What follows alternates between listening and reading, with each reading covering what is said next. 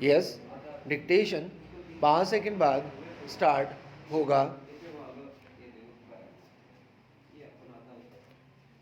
Yes, start. महोदय, वह उस भारतवर्ष से कहीं अधिक बड़ा है जो कभी किसी भी ऐतिहासिक काल में या उसके पहले किसी एक छत्र शासन के अधीन रहा हो। विराम। आप जानते हैं कि भारतवर्ष इतना बड़ा देश है, पर संसार के और बड़े बड़े देशों की सैनिक शक्ति के सामने उसकी शक्ति बहुत कम है। विराम। इंग्लैंड, अमेरिका और रूस की सैनिक शक्ति के सामने हमारी शक्ति बहुत कम है। विराम।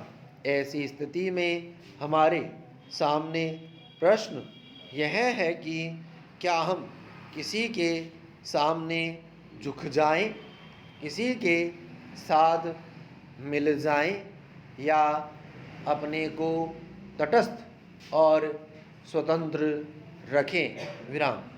किसी के साथ मिल जाने का अर्थ यह हो सकता है कि हमें उसके प्रभाव या उसकी शक्ति का लाभ मिले, परंतु उसका परिणाम भयंकर हो सकता है। विराम। यदि उन पर कभी संकट आया तो हम पर भी आएगा। विराम। यदि हम अलग रहते हैं तो हम अपने पैरों पर खड़े होकर अपनी शक्ति से बहुत कुछ कर सकते हैं। विराम। हमारे प्रधानमंत्री ने इसी नीति को अपनाया है, और यद्यपि आरंभ में हमारे अपने देश में ही बहुत से लोगों ने इसको नहीं समझा था, पसंद नहीं किया, परंतु आज हम देख रहे हैं कि उसका परिणाम क्या हो रहा है। विराम। हमारे प्रधानमंत्री ने इस बात की घोषणा कर दी कि हम किसी भी दूसरे देश के साथ गठबंधन नहीं चाहते और हम स्वतंत्र रहकर अपना कामकाज अलग चलाएंगे। विराम।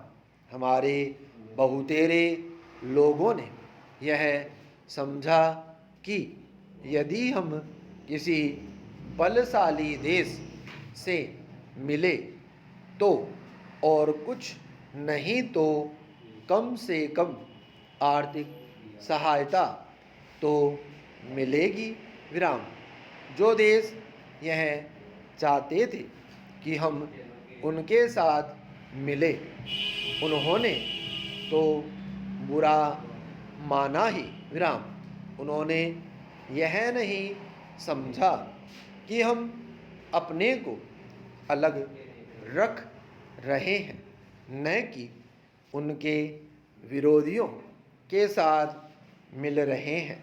विराम। जैसे जैसे समय बीतता गया, धीरे धीरे उन्होंने भी हमारी विदेशी नीति को समझा।